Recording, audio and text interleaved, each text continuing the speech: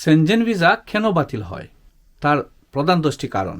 SIS ডাটাবেজে আপনার নাম থাকা, সব তথ্য আপনার সহজেই বুঝতে পারে এবং আপনি সফল হন।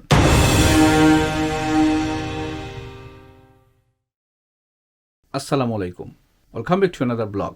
সেনজেনভুক্ত 27টি দেশে ভ্রমণের জন্য সেনজেন ভিসা স্বল্পমেয়াদী জনপ্রিয় ভিসাগুলোর একটি। প্রতি বছর লাখো আবেদন জমা পড়ে সেনজেন ভিসার জন্য, কিন্তু এর অধিকাংশ অংশই বাতিল হয়ে যায়। ভিসা না পাওয়ার পিছনে সাধারণত কিছু নিয়মভঙ্গ, ভুল তথ্য ও অপর্যাপ্ত নথিপত্র সরবরাহ দায়ী। আমি এখন কিছু সাধারণ কারণ এবং ভিসা আবেদনের সফলতার নিশ্চয়তার কিছু পরামর্শ দিব। জাল বা নকল নথিপত্র জমা দেয়া, ভুয়া পাসপোর্ট, ব্যাংক স্টেটমেন্ট বা চাকুরির নথিপত্র জমা দিলেই আবেদনপত্র বাতিল হয়ে যেতে পারে। এই ক্ষেত্রে আপনাকে অবশ্যই যাচাইযোগ্য এবং অফিসিয়াল কাগজপত্র সরবরাহ করতে হবে। সন্দেহ কিছু থেকে থাকলে সেখানে সুন্দর করে ব্যাখ্যা করে দিন। ভ্রমণের উদ্দেশ্যটি অস্পষ্ট। আপনি যদি ভ্রমণের উদ্দেশ্য ট্যুরিজম বা বিজনেস এরকম বললেই লিখে দিলেন, সেটি হয় না।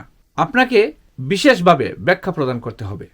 এই ক্ষেত্রে আপনাকে বিস্তারিত ট্রাভেল প্ল্যান, হোটেল বুকিং এবং ভ্রমণ সূচি সুন্দর করে সাজিয়ে সরবরাহ করুন। আর্থিক সক্ষমতা অপর্যাপ্ত। ব্যাংকে যদি পর্যাপ্ত টাকা না থাকে বা আর্থিক অসঙ্গতি থাকলে সেক্ষেত্রে ভিসা অফিসারের অনেকটা সন্দেহ হয়। এই ক্ষেত্রে নিয়মিত আয় ও পর্যাপ্ত সঞ্চয়ের প্রমাণ দিন। কমপক্ষে 6 মাসের ব্যাংক স্টেটমেন্ট সরবরাহ করুন। ব্যাংক স্টেটমেন্টের পাশাপাশি চাকরিরও প্রমাণ সরবরাহ করুন।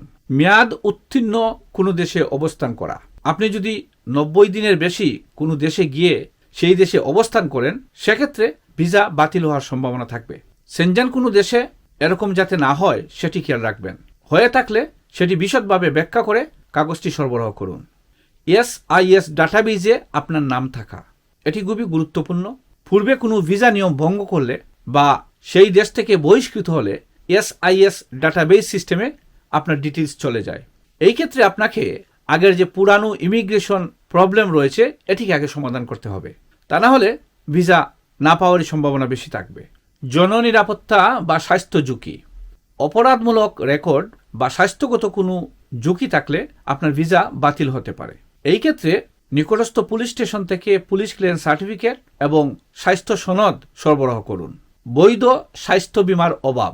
30,000 ইউরো কভার করে এরকম একটি ইন্স্যুরেন্স সার্টিফিকেট আপনাকে প্রদান করতে হবে। ভুল বা অসামঞ্জস্যপূর্ণ তথ্য। একই বিষয়ের যদি কোনো ভিন্ন তথ্য থাকে সেক্ষেত্রে ভিসা অফিসারের সন্দেহ সৃষ্টি হয়। প্রতিটি তথ্য ভালোভাবে দেখুন, যাচাই করুন এবং পরিষ্কারভাবে এগুলো উল্লেখ করুন। দেশে ফেরার প্রমাণের অভাব। আপনার নিজ দেশে ফেরত আসা এই ব্যাপারটা যদি ভিসা অফিসারের সন্দেহ হয় সেক্ষেত্রে আপনার ভিসা বাতিল হতে পারে। সেক্ষেত্রে বাংলাদেশে আপনার চাকুরি রয়েছে, পরিবার রয়েছে, জায়গা সম্পত্তি রয়েছে, ব্যবসা রয়েছে, এসব ফ্যামিলি টাইজ যদি আপনার সেই দেশে থেকে থাকে সেক্ষেত্রে ভিসা অফিসারের সন্দেহ কম হয়। জরুরি ভিসার জন্য যথেষ্ট কারণ না দেখানো। জরুরি বা মানবিক কারণের যথার্থ প্রমাণ না থাকলে ভিসা কিন্তু বাতিল হয়। যারা চিকিৎসা, বিজনেস এবং মানবিক কারণে সেনজেনভুক্ত দেশগুলোতে যেতে চান তাদেরকে যথাযথ প্রমাণ সহ সমস্ত ডকুমেন্টস সরবরাহ করুন। সব শেষেই যেটি বলবো, ইমিগ্রেশনের ওয়েবসাইটে গিয়ে রিকোয়ারমেন্টস কী এগুলো ভালো করে তথ্যগুলো যাচাই করে নিন এবং সম্পূর্ণ কাগজপত্র যাচাই বাছাই করে সুন্দর করে আবেদন করুন, যাতে করে ভিসা অফিসার সব তথ্য আপনার সহজেই বুঝতে পারে, যাতে করে ভিসা বাতিল না হয় এবং আপনি সফল হন। তথ্যগুলো শেয়ার করেছি, তথ্যটি শেয়ার করে অন্যকে জানার সুযোগ করে দেবেন। ধন্যবাদ।